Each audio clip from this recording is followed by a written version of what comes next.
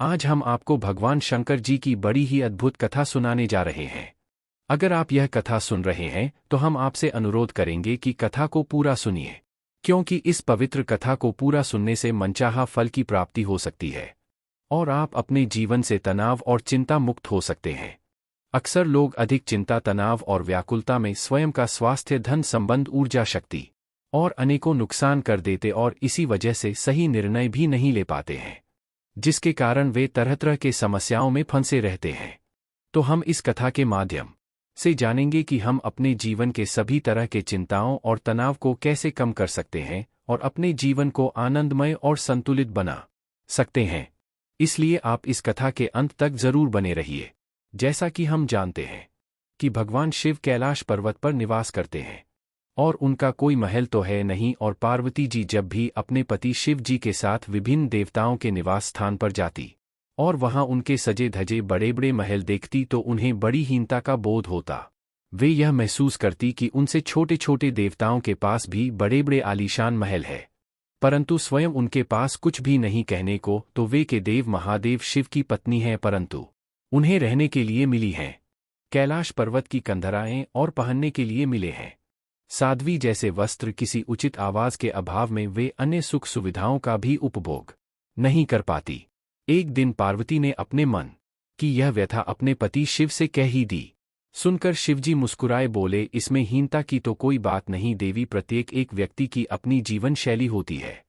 हमारी जीवन शैली यही है, हम अपनी इस पद्धति को हीन क्यों समझे। अन्य देवगण प्रकृति से बहुत दूर हैं, जबकि हम प्रकृति की गोद में निवास करते हैं। यह तो हमारे लिए गौरव की बात है, हीनता की नहीं। शिव के इन तर्कों से पार्वती संतुष्ट नहीं हुई और बोली, मुझे आपकी यह बातें समझ में नहीं आती स्वामी, मुझे तो अपना एक आवाज चाहिए, बहुत आलीशान और सजा धजा। शिवजी ने अपनी सहज मुस्कान के साथ उत्तर दिया, इसमें क्या मुश्किल है देवी, मैं अभी विश्वकर्मा जी को बुलवा देता हूँ, उनसे जैसा चाहे वैसा आवास बनवा ले।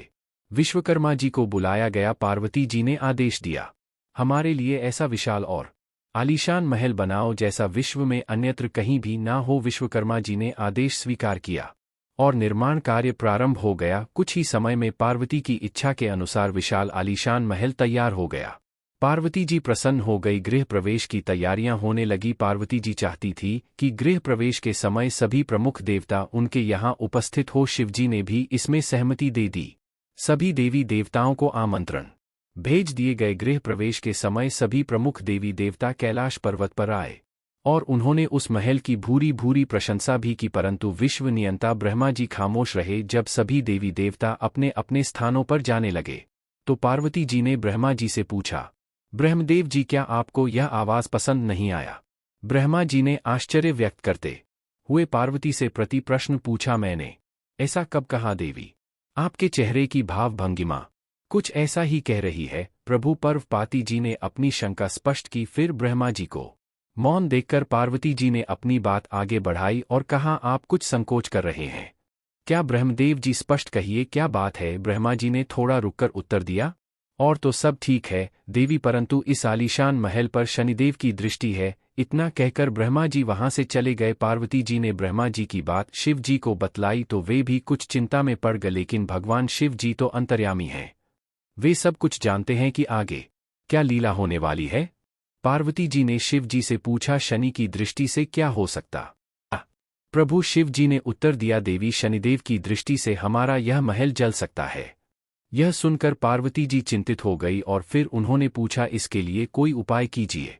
प्रभु पार्वती की इच्छा अनुसार शिवजी शनि लोक चले गए। वहां शनिदेव जी ने अपनी अभ्यर्थना की और आदर के साथ आसन पर बैठाया।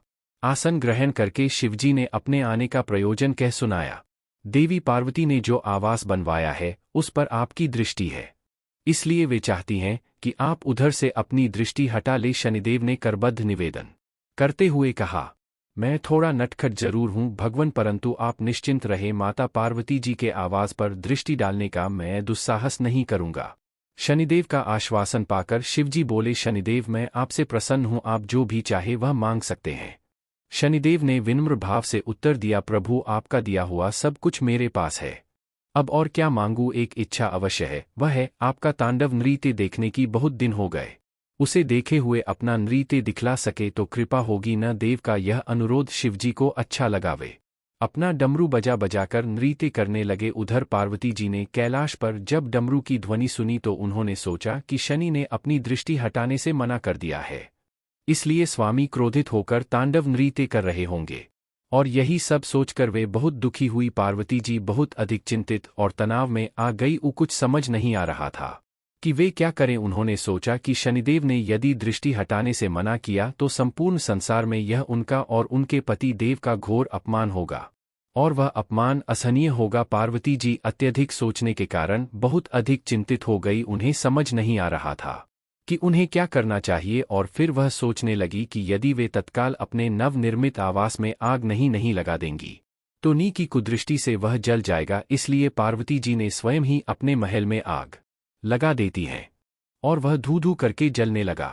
महल को जलता देखकर पार्वती जी का शनि पर क्रोध धीरे धीरे बढ़ने लगा। अब वे उसे शाप देने के लिए तैयार हो गई, परंतु इसी बीच भगवान शिवजी वहां पहुंच गए। उन्होंने वहां आवाज को जलते देखा तो वे आश्चर्यचकित रहे। शिवजी ने पार्वती जी को समझाया और उनके क्रोध को शांत करने के लिए शनिदेव से हुई वार्तालाप को भी बताया, जिससे पार्वती जी का क्रोध शांत हुआ। पार्वती जी को अपनी जल्दबाजी का अफसोस हुआ। अब शनि को शाप देने का कोई अर्थ ही नहीं था, प्रत्यक्ष तो उनका कहीं कोई अपराध नहीं था। फिर भी शिव जी व पार्वती जी दोनों को यह महसूस हो रहा था कि यह सब जो कुछ हुआ वह शनिदेव की दृष्टि से ही है, परंतु हालात को देखे हुए वे उन्हें दोषी भी नहीं कह सकते थे। और दूसरे तरफ पार्वती जी की व्याकुलता देखकर शिव जी से भी रहा नहीं गया और उन्होंने पार्वती जी से कहा, हे देवी पार्वती, अधिक चिंता, तनाव और व्याकुलता में हम स्वयं की मानसिक और शारीरिक स्वास्थ्य का नुकसान तो करते ही हैं और साथ में आर्थिक व सामाजिक स्थिति को भी प्रभावित करते हैं, और इसी वजह से हम सही निर्णय भी नहीं ले पाते हैं, जिसके कारण हम अपना वर्तमान और भविष्य दोनों ही खराब करते हैं। फिर पार्वती जी ने कहा कि स्वामी, फिर हमें अपने तनाव और चिंताओं को दूर करने के लिए क्या करना चाहिए? कृपया सुझाव दीजिए, मैं बहुत निराश और तनावग्रस्त महसूस कर रही हूँ। शिवजी बोले, देवी, मैं आपको जो सुझाव और उपाय बताने वाला हूँ वह केवल आपके लिए ही नहीं बल्कि वह संपूर्ण मानव जाति के लिए है, जिसका अनुसरण करके हर कोई अपने जीवन को सकारात्मक और आनंदमय बना सकता है। मनुष्य कितना भी चिंता कर ले, लेकिन जो विधि का विधान है उसे कोई बदल नहीं सकता है। इसीलिए चिंता करने का कोई अर्थ नहीं है। चिंता करने वाला व्यक्ति स्मशान में जलने वाले चेता के समान है। किसी को भी चिंता, तनाव और व्याकुलता को प्रबंधित करने के लिए सक्रिय रूप से कुछ कदम उठाने चाहिए। इसके लिए उन्हें स्वस्थ जीवन शैली अपनाना चाहिए, जैसे नियमित व्यायाम, स्वस्थ आहार, पर्याप्त नींद और ध्यान, प्राणायाम जैसी धार्मिक अभ्यास को अपना सकते हैं, जिससे हमारे शारीरिक और मानसिक स्वास्थ्य को सुधारा जा सकता है। और इसके अलावा हमें अपने कर्म की तरफ ध्यान केंद्रित करना चाहिए, अन्यथा तनाव के कारण हम अपने कर्म को भी बिगाड़ सकते हैं। नतीजा अत्यधिक समस्या और तनाव उत्पन्न हो सकता है। अपने समस्याओं का समाधान ढूंढने के लिए लोगों को सकारात्मक और विचारशील सोच विकसित करना ही सही निर्णय लेने में मदद कर सकता है, जिससे अपने वर्तमान और भविष्य को सुखमय बनाया जा सकता है। यदि आप बहुत अधिक निराश हैं और तनाव में हैं, तो आप परिवार और मित्रों के साथ संवाद करना, उनसे सहायता लेना और समर्थन प्राप्त करना भी तनाव को कम करने में मददगार हो सकता है। अपनी पसंदीदा गतिविधियों का समय निकालें और मनोरंजन का आनंद ले।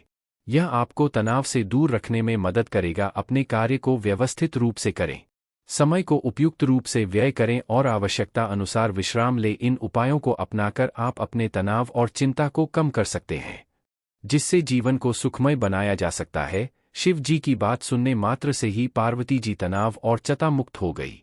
उम्मीद करते हैं कि आप सभी को यह वीडियो अच्छी लगी होगी। यदि आप चाहे तो इस वीडियो को लाइक कर दीजिए और चैनल को सब्सक्राइब करके नोटिफिकेशन बेल आइकॉन को क्लिक कर दीजिए। साथ ही वीडियो को शेयर कीजिए ताकि औरों को भी यह अमूल्य ज्ञान प्राप्त हो सके।